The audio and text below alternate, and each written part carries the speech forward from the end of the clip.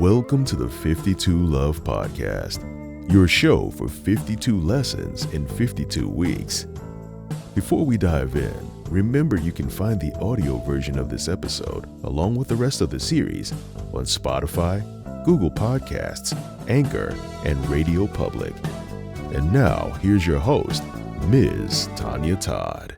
Hi, everyone. Thank you for joining us for the 52 Love Podcast. I'm your host, Tonya Todd. 52 Love began as a blog series, 52 Love Lessons in 52 Weeks. This year, we are exploring each of those tips with a new guest each week. This week's tip is to take a hot bath with your partner, and here to talk about it is my guest, Mia. Would you like to introduce yourself and tell us what you do? Yes, thank you so much, Tanya, for having me. I'm a romance author, and I love writing about love. Well, tell us about this week's tip. How did you go about doing it? Did you do the hot bath or did you go the jacuzzi route?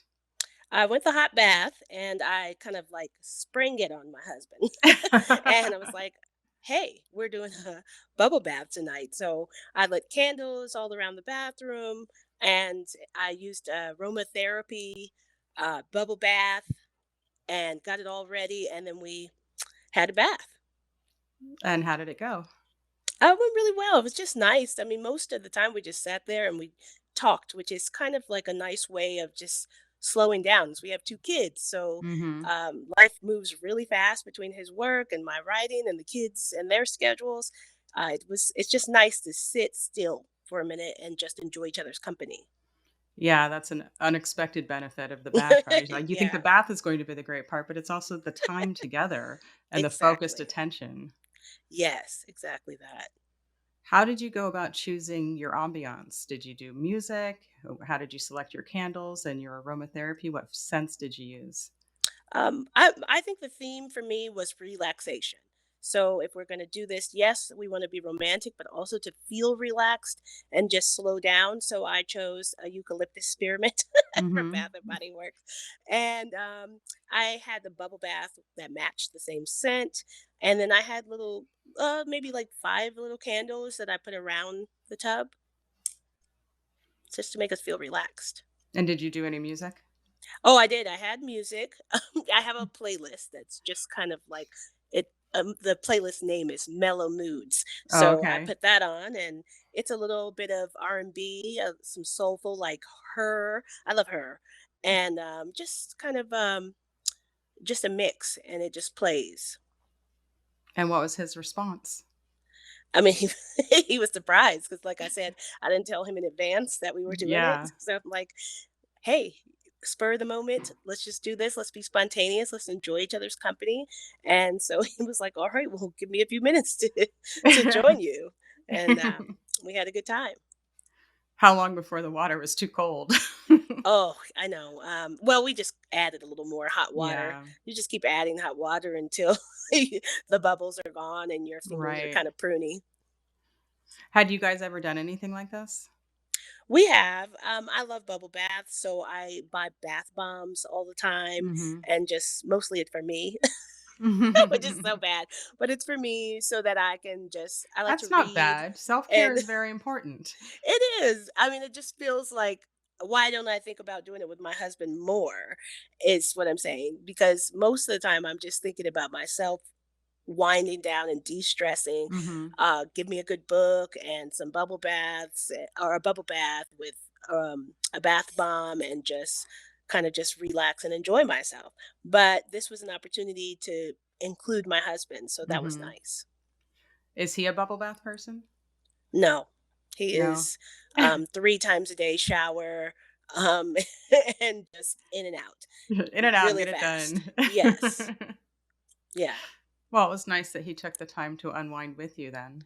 Yeah, I mean, he's like he loves video games, so he's a gamer, and so and these Is are that his his headphones. headset? Yeah. Yes, I wanted to get a good sound for you, so I found these headphones, but they're his, and he's a gamer, so he sits on there playing all kinds of like Call of Duty, Final Fantasy, all that kind of stuff. I don't really do it. I prefer Animal Crossing myself, but That's addictive though. it is surprising just decorating an island, but it is so Right. fun and addictive. I'm fishing today. Oh, I'm pulling weeds. you know? Yes. Well, it's important to have different ways to unwind, and I'm glad that the two of you enjoyed yourselves together. Yes. Do you have It any was a great characters who opportunity. do bubble baths? Let me think. I have not. I've had shower scenes. I don't think I've Yeah, had those are a bubble little bath. steamier, huh? Yes, they are because you've got more room to move around. But Yes. I'm thinking maybe a bubble bath might be a nice way to just get the characters a chance to talk and Yeah. unwind together. And maybe a little sensual play Exactly. before the The hot, steamy shower. Well, make sure exactly. you talk your husband into helping you with some research if you need to explore that a little further. Absolutely. That's what he's here for. He's here for the research. He's always here for the research. So you do utilize that? It's a I need to built-in know benefit. how this would work. Exactly. I'm still trying to convince him to read the books with me or let me read them to Yeah. him or something. To me, that would be so romantic. That's one of the tips is to read books to your partner. Exactly. I And keep it's telling so him that it's sexy. foreplay and it's Yeah. sweet and it's a way to bond, but I don't think he sees it that way. Well, you'll just have to, surprise him with it, like you did with Exactly. the bubble bath. Exactly. So tell me about your writing journey. What brought you into the world of being an author, period? And then, you already said that you love love.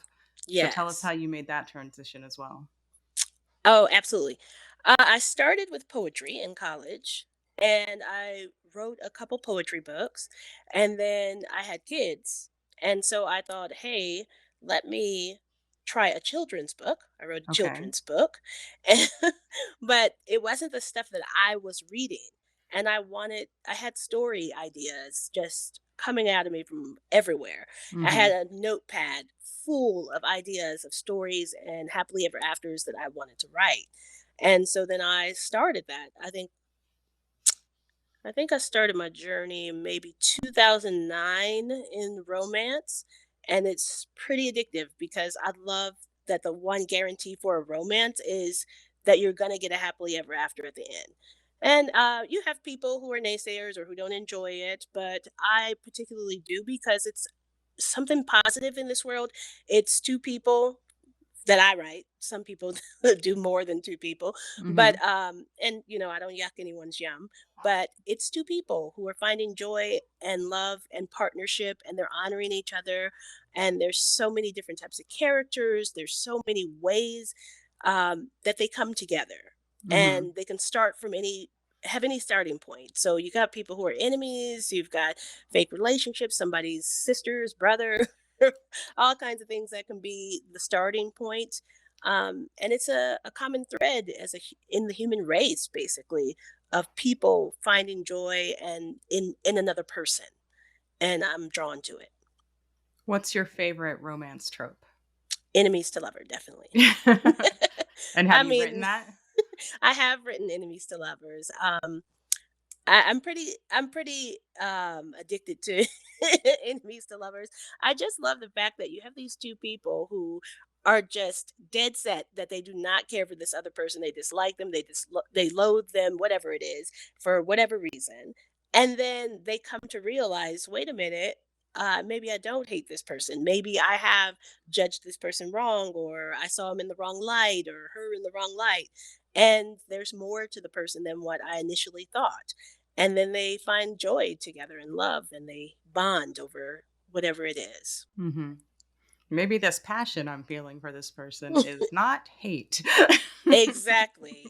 Well, that's I love the hating game because she says in this, or Sally Thorne in this book says basically that love and hate are felt in the same weight, and so Mm. you can confuse those two things.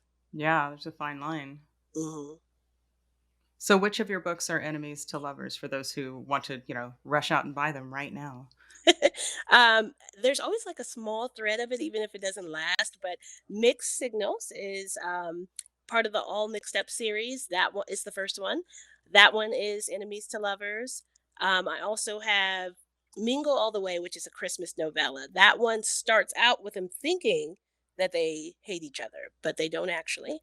Um, I also have the trouble with neighbors that I'm writing right now, and they totally dislike each other based off of a bad first Hmm.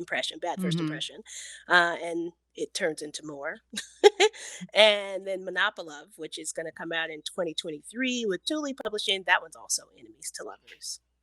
Such cute titles too. Yeah, I love a little good play on words. Do you ever have trouble saying them yourself? Because Monopolov, like that's really cool, but it would be hard to get over what you're used to saying at first. Exactly. You want to say Monopoly so bad, but I mean, that one, I love that whole series that is coming out. It's so freaking cute How because many it's, series do you have? I have one, two series that are written, two additional series that are in progress. In February, I'm releasing one that is the start of a new series too. It's the friendship contract. I haven't actually revealed that to people yet, but I'm planning to do a title and blurb reveal on Monday. But the friendship contract is that one's friends to lovers, but it's a new series coming out. Well, that's very exciting. Yeah, Congratulations. thank you.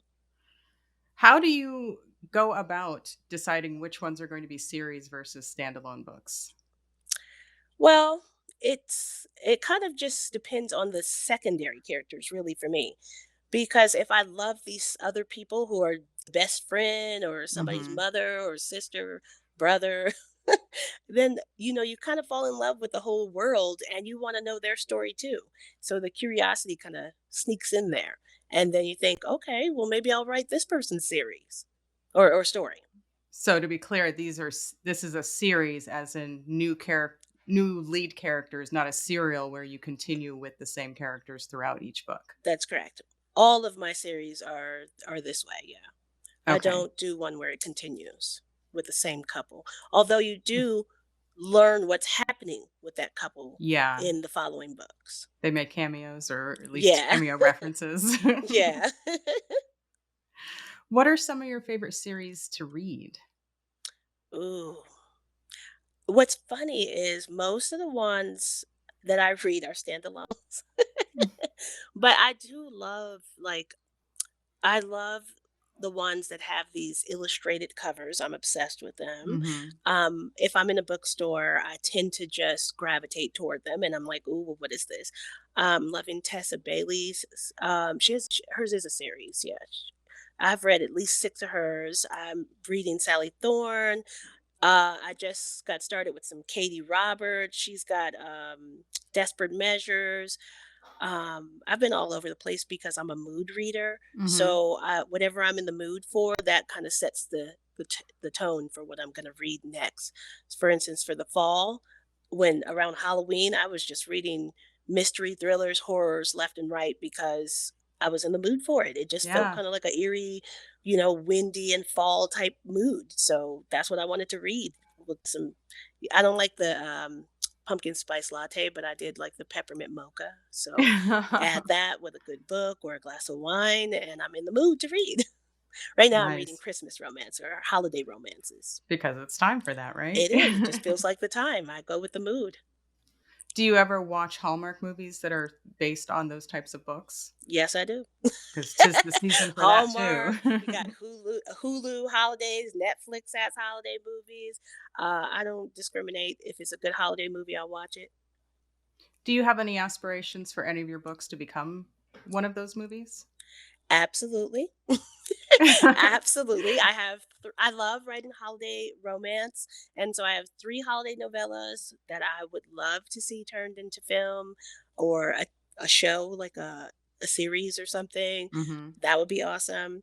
I hope that my Love and Games, which Monopoly is the first one, I hope that will be something I really am hoping for, like, Hallmark or Netflix or something like that, but we shall see.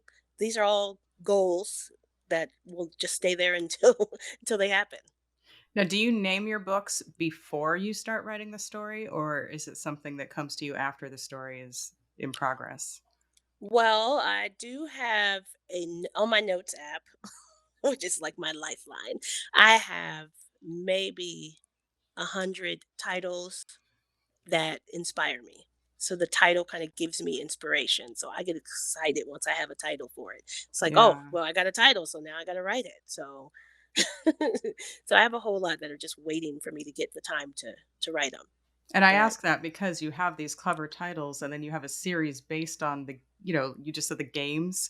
Like, yeah, how you couldn't just come up with that after the fact. That felt like a no, I plan. had that before anything. It was definitely part of the plan. When I get ready to do a series, I do a total deep dive for it.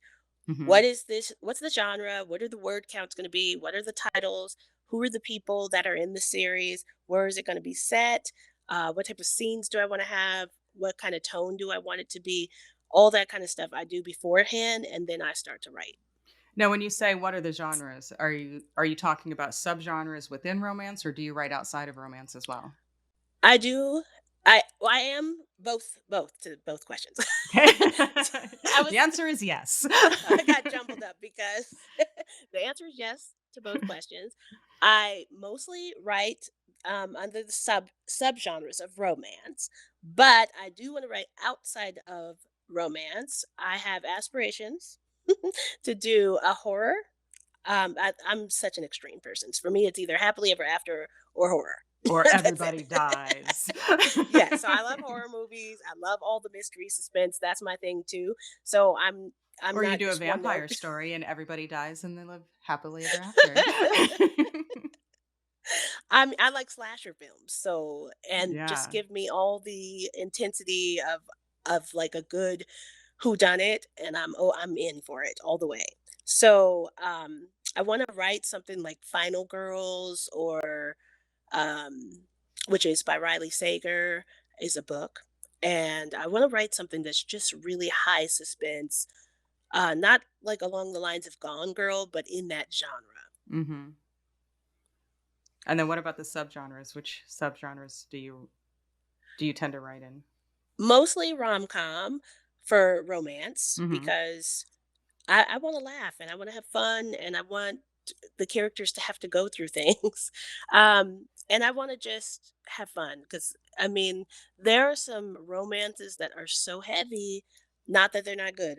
When I'm in the mood for that, that's what I will read, but it's Mhm. not what I can write that I've experienced. So that's part of the process too, is knowing what you can do, what you're able to do well, and what you are not. And Right. so that's not something that I can do well, although I enjoy reading it when I'm in the mood for it. And then tell me about your publishing journey because that's a lot of books and stories that you've put out there. What was your path to publication like? Well, I mean, when you're writing, it is such a journey and it's windy. It is not a straight path. That Right. for me, I should say. It's learning, constant learning. It is knowing resources and finding like-minded folks Mhm. to immerse yourself in their journey too and go through it together. That is what I found works the best for me and I recommend it. Um, because like I thought I was going it alone. And when I wrote my first romance, I was mostly just looking online and seeing what type of resources were available, that kind of thing. But Mhm. I didn't have, they used to call it like a tribe, but your people basically. Mhm. Um, it's other authors. And that is one of the things that's beautiful about Romance Landia is that there's so many authors who are in different phases of their journey from like a newbie all the way to like a New York Times bestseller and they're just willing and able to help you along the way or tell you about their journey or how they did things or what they recommend and that kind of stuff. I find that that is so helpful, talking to other authors and understanding what is out there, what works for them may not work for me. Right. I that's another part of it is you listen, you find out the resources, you take what works, and then you throw the rest out because what works for one person doesn't always work for the other. Right. But yeah, but my journey is very it's winding. At first I was writing all over the place, like I said, children's poetry, romance, horror, and it's just like I didn't have a brand at first.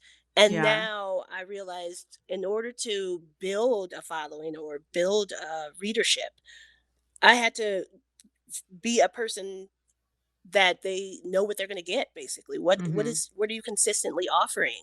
And I offer happily ever afters with strong female protagonists and funny things that will make you laugh out loud. um, Stuff, books that you want to cozy up by the fireplace and Hmm. have a beverage of choice. That's what I'm offering. And once I figured that out, it kind of um, created a path for me. The path became clearer. I wasn't all over the map. I was realizing, okay, this is what I'm doing, and now I need to let folks know about that. There is a delicate balance between writing to brand and writing to the muse, isn't there? Absolutely. Absolutely. I have a pen name that is not the sweet rom-com. I have a pen name, Emmeline Xanthe, and she writes short, steamy reads that are high heat. Yeah, I was just going to ask, what's your heat level in the stuff that you write? That one's extra high heat. So but she's separate. Does your husband So help you with research there too? yeah, absolutely. Yes, he does. I really just need to know if this position is going to work. Yeah, I mean, that's a built-in benefit of your husband. He gets to benefit from my research too. Well, do you have any final takeaways about having a hot bath with your partner? I would say that if anybody else was going to do the bubble bath or jacuzzi, whichever you choose, pick something that fits the mood you want to be in and then really be present. That's the most important thing. The bubbles are nice, the warmth in the water is great, but that all fizzles away or cools off. And what you're left with is you and the person that you want to share that moment with and be present and talk about things that are important to the two of you, or maybe some goals you want to set together or something you want to try together, and have a good conversation and enjoy each other's company without distractions. I like this guest. I couldn't have said that better myself. Thank you. Well, tell everyone who is watching and listening how they can find out more about you and where they can find you on social media and how to find your books. Absolutely. My website is miaheinzelman.com.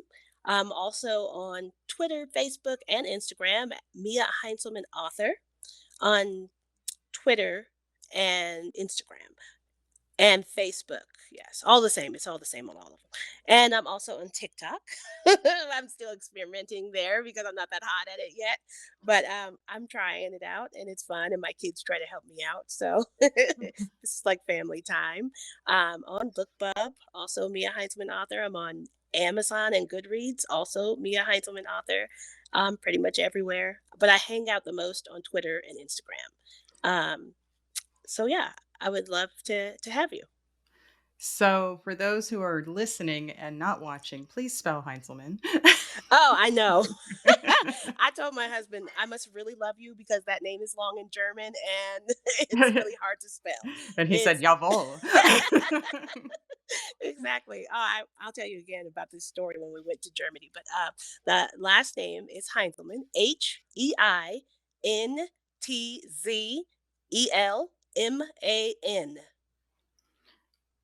Well, And are you it's just funny. going to tease the audience with your Oh, Germany okay. story? Well, we went to Germany and we asked, what does Heinzelman mean? We really just wanted to know from someone in Germany, what does the Uh-huh. name mean there? Because I mean, you can always Google it and it's like, oh, they'll give you like a definition, but it's different when you're in the place. And Mhm. they laughed really hard at us Oh, with no. thick, like throaty laughs, and it was funny. And they said, the Heinzelmännchen is like a fairy tale like story there about these little garden gnomes who go into the house and clean your house. And I was like, what does that even mean? And they was And where like, can I get some? right, can I like get a whole little army of Heinzelmännchen who are just gonna come and clean my house for me? I would love it. But yeah, we laughed really hard. And we watched the video. You should Google that. But the Heinzelmännchen are these funny little gnomes, and I don't think my husband is one because he does not clean. So that's that. Well, maybe you made some together, right? Yeah, I yeah. I don't know how old your children are yet, if they're old enough to help you with, They are. They're doing just taken housework. after their dad. They like to, look at Roblox and Minecraft all day, and they don't even love Animal Crossing with me anymore, which is sad. Aw. So it's now my game. Well, thank you for joining me for this episode and sharing your experience and your stories with us. I look forward to reading more of your work. And thank you, Thank you. everyone, for watching and listening. If you enjoyed this episode, please give me some love in the comments, like, share, and subscribe. And until next time, remember to treat love as a verb.